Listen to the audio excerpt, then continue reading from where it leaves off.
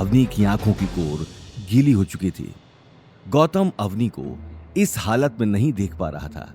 साथ ही अनिल और गीता को भी इन बातों से बहुत बड़ा धक्का लग चुका था। अनिल ने उसी वक्त आगे आकर अवनी के कंधे पर हाथ रख दिया। मासा, बहुत हुआ, इससे ज्यादा मैं नहीं सुन सकता। अगर हम आपकी नजरों में इतने ही अखरते हैं तो हमें यहां होना ही नहीं चाहिए। यह बात कहते हुए अनिल और गीता अवनी को लेकर वहां से निकल गए। गौतम भी बिना कुछ कहे उनके पीछे चला गया। उन्हें जाते हुए देखकर गायत्री देवी की आंखें अंगारों की तरह लाल हो गईं। निकल जाओ यहाँ से और दोबारा इस घर में आने की सोचना भी मत। अवनी और गौतम के जाते ही पूरे हॉल में एक सन्नाटा छा चुका था। वहीं गायत्री देवी की आंखों में अब तक गुस्सा चढ़ा हुआ था, लेकिन इस पूरे तमाशे के चलते आज शनाया की सगाई खराब हो चुकी थी। घर आए हुए मेहमानों के साथ साथ रघुवीर और सिद्धार्थ पंडित के चेहरे पर नाराजगी साफ दिखाई दे रही थी, और इस नाराजगी को देखकर शनाया अंदर ही अंदर अवनी और गौतम को कोस रही थी। अपनी बहन का उतरा हुआ चेहरा देखते ही नील ने आकर उसे गले लगा लिया। शनाया, बस, अब रोने की जरूरत नहीं है। अब रोएगा तो ये गौतम और उसके साथ साथ उसकी प्यारी पत्नी अवनी। ये बात कहते हुए नील एकटक गेट के बाहर देखने लगा। वहीं दूसरी तरफ अवनी ने बाहर निकलते ही अपने चेहरे से आंसू साफ कर लिए।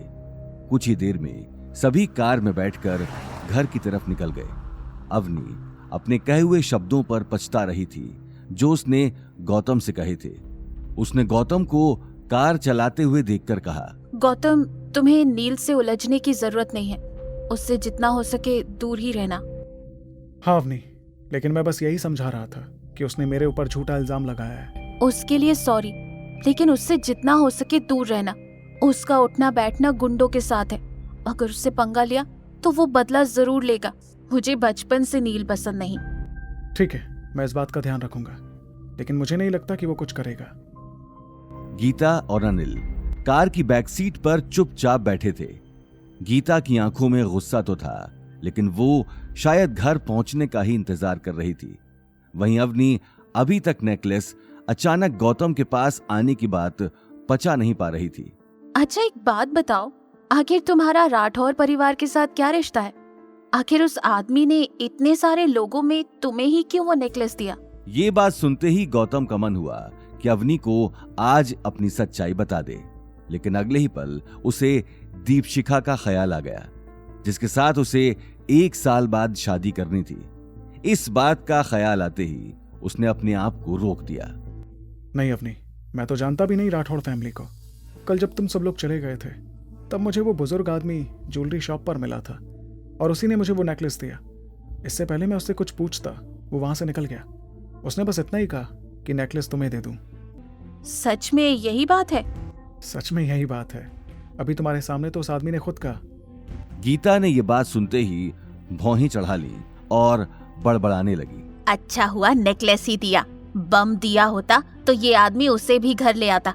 अकल तो वैसे भी नहीं है इस आदमी में। पता नहीं भगवान जब अकल बांट रहे थे तब ये आदमी कहाँ गया था। अवनी अपनी मॉम की बात को नजरअंदाज करके गौतम को समझाने लगी। गौतम का भी ध्यान कार चलाने में ही था। गौतम, ऐसे किसी से भी कुछ भी लेने की जरूरत नहीं है।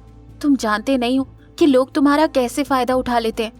आइंदा जब तक सामने वाले से कोई जान पहचान ना हो तब तक उससे कुछ मत लेना। हाँ, आइंदा कभी ऐसी गलती नहीं होगी। गौतम से बात करने के बाद अवनी कार से बाहर देखने लगी। वो समझ गई थी कि मुंशी जी के पास गौतम से अच्छा जरिया नहीं था अपनी बात पहुंचाने का, लेकिन वो इस बात से बेखबर थी कि मुंशी जी ने गौतम के कहने पर ही ये सारा नाटक खेला था।